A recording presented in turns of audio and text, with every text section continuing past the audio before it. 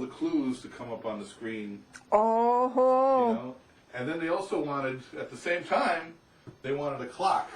Oh.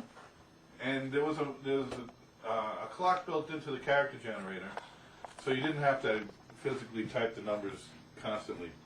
But you set it for maybe 30 seconds, and you hit the go button. Boy. And the clock would count down. But that would happen on one side, and on the other side, you're revealing the clues, and you have to listen to the director, and he tells you when to change them.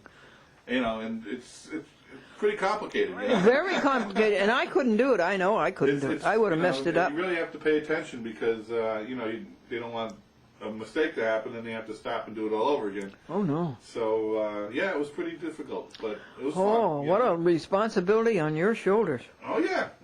So, how old were you? Oh boy, I must have been pretty young then. I must have been maybe 19. And this was it was one of my first jobs ever. It was for the Travel Channel, and they were in Manhattan in the Times Square studios. And who owned that? I don't even know. It was a subcontractor there was a guy named Brockway, I think his name, and he had a company in Huntington. It was called Brockway Broadcasting. And he was the one that paid me. So I guess they subcontracted through him. It was that's the way things are done in television. Nothing can be direct. Everybody has to be, paying somebody else to do this, and very complicated stuff. But someone recommended me for the job. It was word of mouth, and 19. You must have been just out of Suffolk Community College. Yeah, it was one of my first jobs ever in television. Oh, you were smart to coordinate that. Yeah, I was lucky too. But back then cable channels were just getting started, and they were always looking for people who knew what they were doing. And I was pretty good on the character generator, so I was lucky to get good on that and ultimately get jobs with it. So yeah, that was a good niche to get into. Oh yeah. Andrew, you said there might be a day when the broadcasters would get rid of their antennas and then put everything over the computer. Yeah, the internet is getting so big. You can literally reach the whole entire world with just one website. It doesn't take a lot to do. Anybody can do it. So, why would a corporation, spend all this money on a network and affiliates and all kinds of stations all over the country, and to run all that and electric bills, and when they can sit at a computer and broadcast the same information, the same shows over the internet, it would only take a couple of people to do it instead of all the people that have to work at all these different stations. Yeah, and as you pointed out, that's a lot of lost jobs. But well, yeah, let's think about that. What else can be done? But then again, different jobs will pop up, because they'll need people to program the computers and to make, the website. Oh, yeah. So, technology changes, and you just have to go along with it, But, now, Andrew, I pointed out to you that would mean only the people who didn't have computers, they couldn't have it anymore. Well, everybody does have a computer, believe it or not. Even if you don't think you have one. Because I'll tell you why. What happened was, just recently, analog television has disappeared. They stopped broadcasting in analog. Which means you now need a computer to watch television. And you might not call it a computer, but digital television that's what it is. It's zeros and ones. It's just computer information. It's not a television signal anymore. It's a computer program, basically. So if you have a regular television and you try to watch digital television, it's not going to work. So what the government has been doing is, for people who can't afford digital televisions, they have a converter box. And this converter box is basically a small computer. It takes the digital broadcast, the zeros and ones, and converts it into an analog signal so your regular television can watch it. So even though you might not think you have a computer, that little box itself is a computer. So pretty much anybody who watches television has a computer in their house. And that would imply to your futuristic that all of the broadcasters would be going through the internet. Exactly, because 'Cause they if would- they're going to broadcast over the air digitally, there's no need to if you can just go right through the internet and reach the whole entire world. Andrew, I never knew what analog meant. Well, analog is just it's comes from the word analogy. In other words, it's analogous to the original signal. It's not an exact copy. It's sort of like a close copy. In other words, when you record something in analog, you're not getting a complete, a perfect copy. You're getting close to it, and that's why when you make copies of analog tape, the quality goes down, down, down because you're constantly losing a little bit because it's not an exact copy. I see. But with digital, you get a perfect clone. You get an exact copy Why? because all it's made up of is zeros and ones. So it's very hard to lose any information because if it's a zero, it stays a zero. If it's a one, it stays a one, and it's always going to be that way. So you can actually make a copy that's exactly the same, and you'll never lose any quality. You can go from one copy to 100 copies. Hi. I'm sorry to interrupt. Oh, come in. I'd like to have you meet he came all the way from Long Island to see me. Oh, wonderful. This is Andrew Hersman, and this is Charles Schoonover. Nice to meet you. Nice to meet you. Andrew Hersman, is there going to come a day when a chat with Glendora will go to the TV stations, the public access stations, on email? Yeah, as a matter of fact, Manhattan Neighborhood Network was experimenting with that.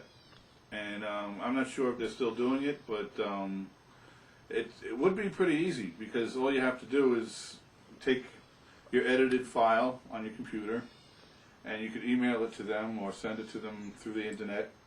And all they have to do is turn on their computer. They go, oh, look it, we have a chat with Glendora, and no tape, no nothing. It's just computer. And you just send it to them, huh? And you just send it to them, and they can take that file and put it on their, it's called a server, and they play it back off the server, and it's automatic. No work involved. Oh, that's marvelous. No tape to rewind, no dubbing, no anything. No mailing. No mailing, nope. That takes care of you, post office. Yeah, well, that's another thing. The post office is really hurting right now because no one writes letters anymore. Everybody has email. And, No, it has hurt them. Yeah, a lot. So it's amazing they're still in business. I mean, certain things you still need to mail. Like important documents that need to be signed, or maybe packages and things like that. But regular mail, the thing that's keeping the post office alive is the junk mail.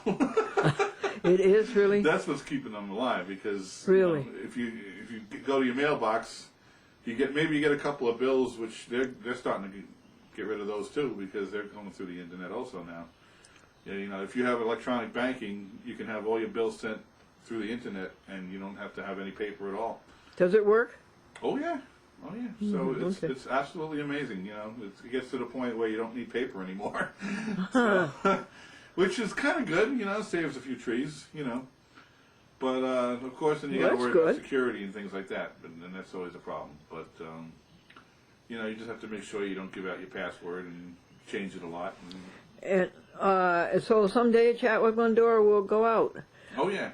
Now, Andrew, should I start doing chat with Glendora on computer, or shall I continue with all these things that you see here? Well, the problem is right now is public access is still a little behind the technology. A lot of them still want tape. Some of them want DVDs, but they don't want it through the internet yet. And I'm not sure exactly why that is. It still takes a little, on their end probably it costs them money to set it up. But once they do, it'll be more convenient for anybody. They won't need a tape library anymore. They won't need to physically find tapes and send them out and watch them and rewind them, and so even though it might cost them some money to invest in that. In the long run, they'd save a lot of money because they wouldn't have to do all that extra work and Yeah. have all that space for tapes and things like that. Yeah. You know, so. Yeah, eventually, you know, the technology keeps growing and getting better, so yeah, I could see that eventually happening where, you know, but as for now, I haven't seen one really that does not accept DVDs or VHS, so as long as they're accepting those formats, I would stick with the way okay. you're going for now, you know. Okay, thanks. Yeah, but, you know, it would save you a lot of money on postage, too. Yes, And certainly. imagine if you didn't have to pack all these things and send them out. you would have one file of your show, and then all you'd have to do is put in all the addresses of all the cable companies, and you hit go, and it sends it out to all of them at one time. Woo! Imagine all the time and money you save on that. Huh? Yes, yes. I can tell you, it's the postage is about 135 now, Andrew. Wow. It used to be about 85. And then the time, the whole time, the process of videotaping, putting on the character generator, Right. making the dubs, wrapping, Right. and posting them. That whole thing takes about 80 hours a month. Wow. So you can cut that in more than half. Really? Because all you'd have to do then is make the show, you still have to put your character generator on it, but then once you're done with that, no more dubbing, you only need one copy and to send out, and no more packing, no more buying DVDs, right. blank ones. Yeah. So yeah, I mean, you know, think about it. Once you make the show and it's done, and in your computer, you just press a button to send it to everybody because you'll have the address book already in there. You won't have to constantly write the address over and over again. It'll be in there once, and that's it. And you press a button, and boom, it's done. Andrew, why did the FCC do this? Why is it to the public service to have the changeover from analog? Well, that's a good question because I don't think it's really for the public as much as it is for the broadcasters. Really? That sounds like the FCC. Yeah, because That's been their the history. biggest advantage is that you're using less bandwidth, which means you can squeeze more channels into the bandwidth that we already have. So that means a television station can now broadcast, I think it's 4 different channels at the same time on the one transmitter. So, you know, like, for example, I think Channel 21 right now has, they have their regular programming, then they have another one that's for arts and crafts, and another one for traveling, I think. So it's, you know, it's pretty interesting that, you know, they can supply you now with more programming, but, you know, obviously they can make more money because, Oh, sure. you know, they have more spaces to put commercials in, so. We're going to say it's nice for people. Well, it's nice for people who can't afford cable to get some extra channels, you know, to watch, but, you know, I mean, that's, the problem is you really need to have a good antenna. You know, they say the rabbit ears work, but that's really if you're close to the transmitter. And if you're far away and you try to use rabbit ears, you're not really going to get a signal. So it's, you know, I think it's going to hurt a lot of people who don't understand what digital is, and the people who can't afford cable. You know, they're just stuck. Either they have to invest in a giant antenna to get that installed, or they're going to have to get cable to watch television. They can't just do what they're doing now. That really isn't looking out for the public. No, actually, you know, I'm a little upset. The problem is they didn't really communicate too well to the public what was going on, and they offered, The public was so confused. yeah, it was, you know, and they're still confused. They switched over, and still is. I think there's in the United States. I read, I think it was over 20 or even 50. I forgot now. 50 million people that still didn't have digital television set up, so they're stuck. They're not watching anything. Oh. So you know, and that's, I mean, it's a lot of people. You know, and it's kind of hurting the broadcasters because, you know, if you suddenly lose 50 million viewers, What have you got you to know, sell? Yeah, there goes your ratings. You know. Sit down. And no. Andrew, is there more you'd like to say about that? Well, just, a couple other points about digital. I mean, the technology, eventually the switchover would have to happen, I guess, because they're doing some good things with the frequencies that are left over now. So they're giving it to fire departments and police. And I think if they had that technology back in 9/11, they could have communicated better, and maybe some of the firefighters would have been saved with that technology. Oh, that's important. But so it's, in a way, technology, it has its good and bad sides. Everything that changes, sometimes it's hard to change over, but in the long run, I think it's good. You get a better quality picture, and when the people figure out finally how to get broadcast over the air, for free as they did before, it'll all work out again. But until then, it's growing pains, as they say. Oh, yeah, right. Andrew, you're wearing an NBC shirt. Tell us what you do at NBC. Yeah, there's new technology out. What they do is, not just NBC, but all the networks now, they broadcast over the cell phones, which is another service from this digital technology. And basically, if you have a cell phone that's capable of getting these digital signals, you can watch these the shows on your cell phone, and clear as a bell. No static. No pure digital signal, clear. And it's interesting because I don't know exactly who they're targeting. Maybe commuters who are bored on the train and need to watch something to keep them busy. Maybe teenagers or whoever likes to watch television when they're out. So it's interesting because it's been going on now for almost 2 years, and we broadcasted some major events like the Olympics and Kentucky Derby. We just did the the Stanley Cup hockey, and those are big events, and those people who were out and not able to watch it at home were able to maybe see it on their cell phones while they were out doing something. So it's just another way of broadcasting, and whether it'll catch on or not, I'm not sure. But it's interesting. What is your job there, Andrew? So, basically, I'm called an operations specialist, which is just a fancy name for a master control operator. And, most of it's automated. Nowadays, you don't have to actually take tapes and physically put them on the air. It's all on a computer disk, and it's automated. But they still need people. So, in other words, no matter how the technology gets bigger and better, you can't get rid of the operator watching it. Because anything, computers, they can go wrong, and when they do, then you're in trouble, and you need somebody there to fix it when it goes down. So my job is basically to watch the signals going out, make sure they look good, and if at any moment if something goes wrong, I have to be there to fix it as soon as possible, so people can still watch their programs. And basically it could take maybe a second to fix because we have a backup wrong at the same time, and all you have to do is go to the backup. Or it could take several minutes if both things go down, the primary and the backup. Then you really have to kind of figure out what the problem is and fix it as soon as possible.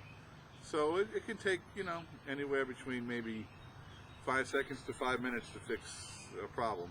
And this is NBC broadcasting the network programs. Is it start with the Tonight Show with you? Well, actually, no. It starts with the Today Show in the morning. Oh, it starts with the the Today? Yeah, we do the Today Show, and then during the day we have a bunch of syndicated shows, that NBC owns. And then, of course, we show the nightly news. We show, depending on what day it is, maybe Dateline on Fridays. Of course, we'll show the Tonight Show and the Late Show.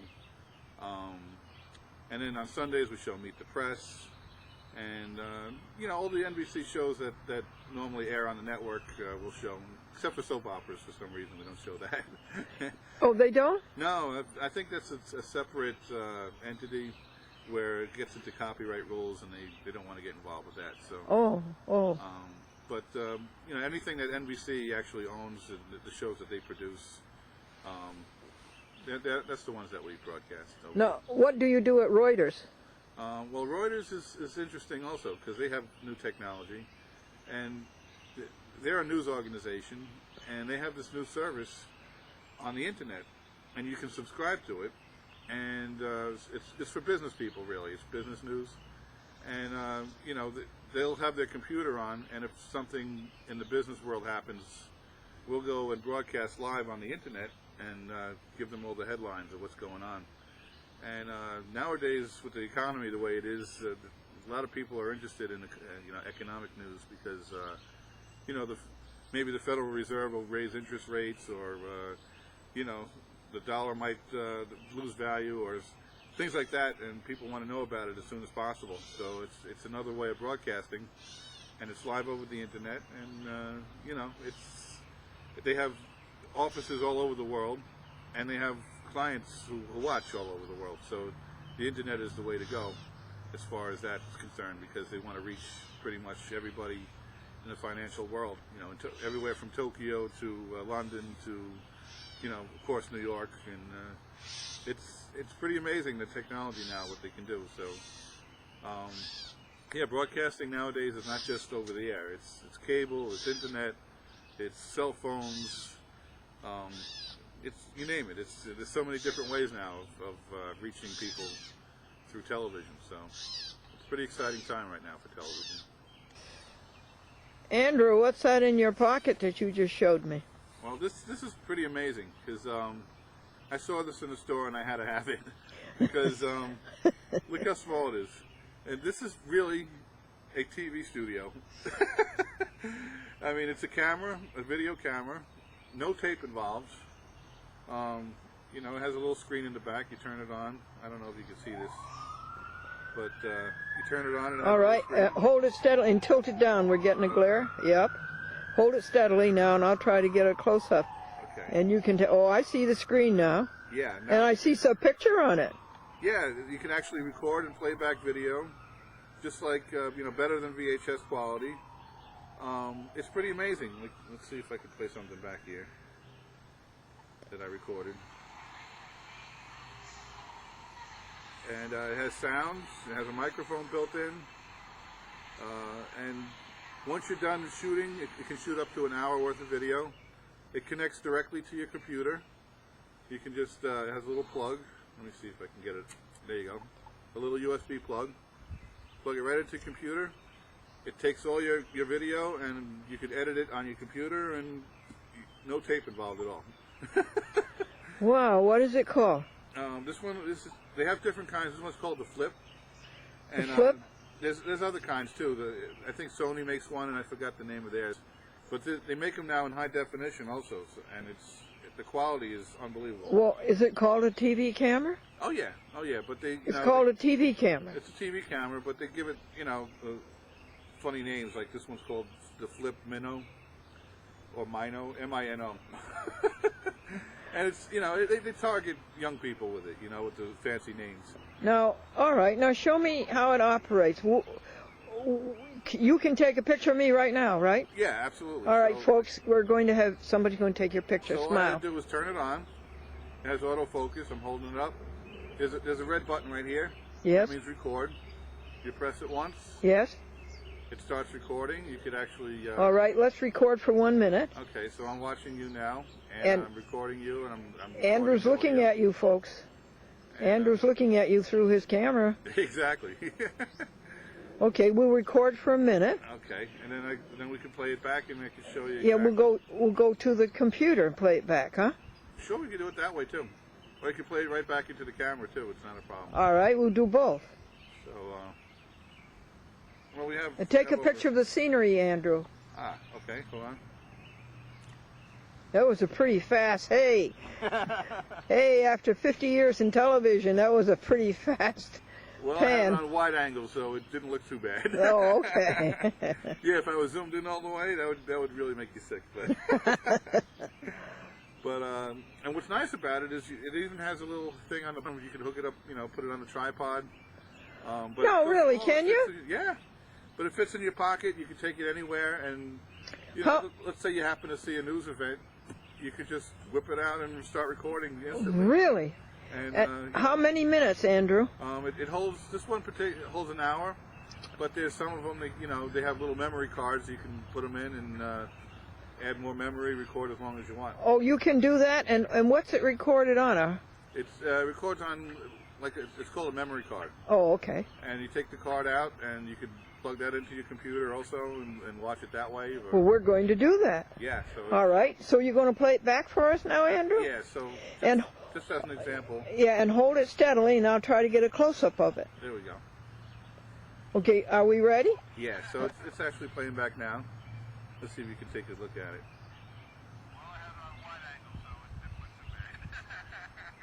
Oh my goodness. I don't know if you can hear it or not. Yeah, keep it up. I can hear it. We can hear it, Andrew. Isn't that amazing? So, It is. Hold it steady, honey. okay. Nice and steadily. That's the technology now. It's that small. There's You your. can take a giant camera and a giant VCR and hooked up together would weigh 20, 30, 40 pounds. And you used to do that, didn't you, Yeah, Andrew? and now it's all, you can fit it in your pocket, you don't even know it's there. When you started out, you used to do that, didn't you, Andrew? Yes, they did. Back in the day, You carried a camera, right? very heavy camera, Yeah. And then you'd have to have the recorder on your other shoulder, Yeah. and, it wasn't too convenient. No, and then of course you had to carry batteries, and they're so Yeah, heavy. batteries and all kinds of Lighting? Did you have to carry lights? other lighting equipment. And nowadays you don't even need special lighting because the cameras are so sensitive now to the light. You can record anywhere. Yeah, yeah.